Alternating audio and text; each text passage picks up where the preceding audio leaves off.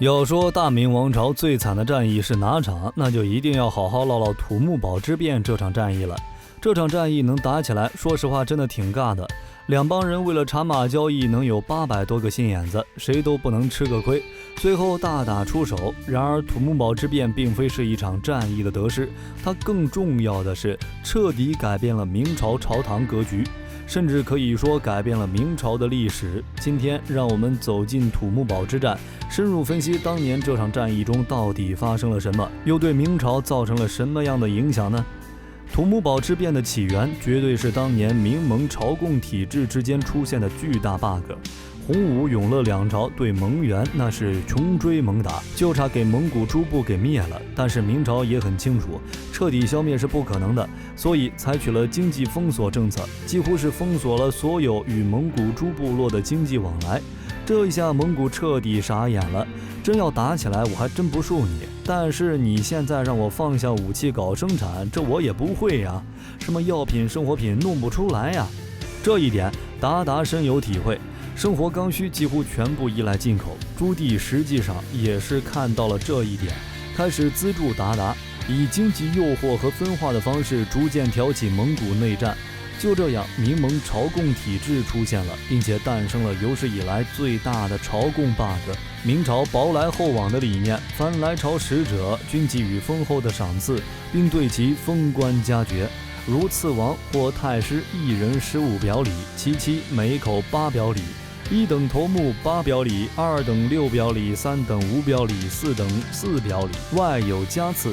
这些衣物都是蒙古非常缺少的东西，再加上这群人来还干起代购的生意，家里缺什么就在京城买什么，反正也没有安检检查，来一回那是赚得盆满钵满。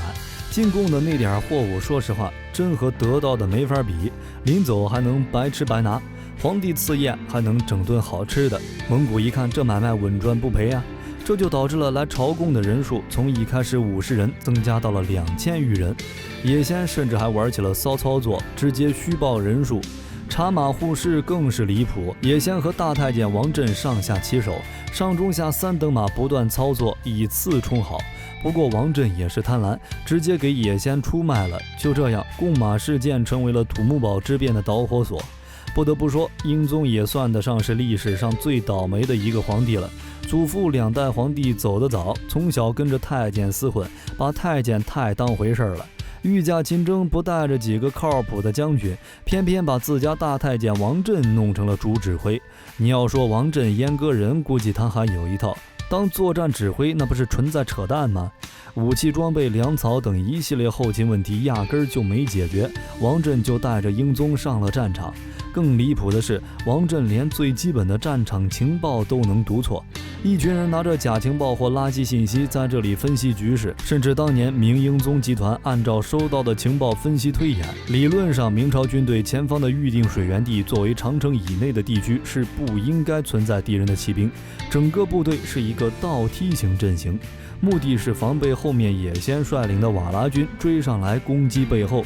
明英宗集团谁能想到，锦衣卫和哨探竟然没有捕捉到归途的大门口上，居然有阿拉之院3万瓦剌军已经按口袋阵蹲守伏击至少半个月。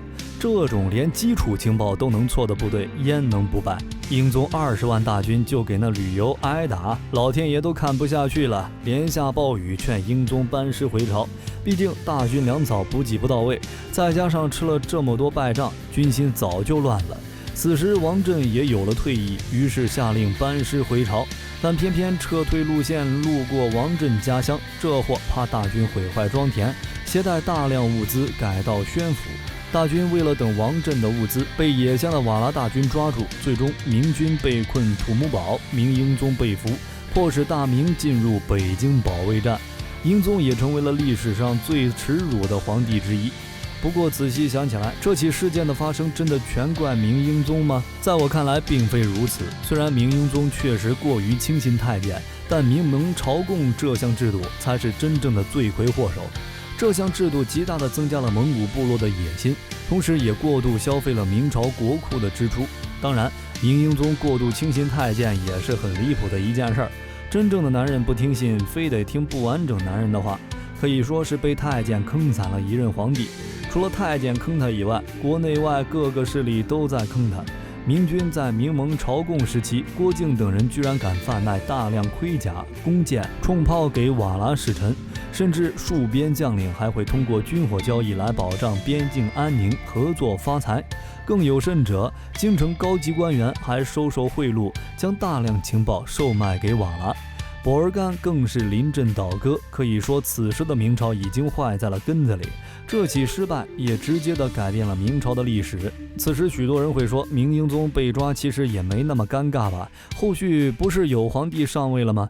这起事件对于明朝后续有什么直接的关系吗？朱元璋在建立明朝后，皇权、文臣和勋贵已经达到了一个平衡的状态。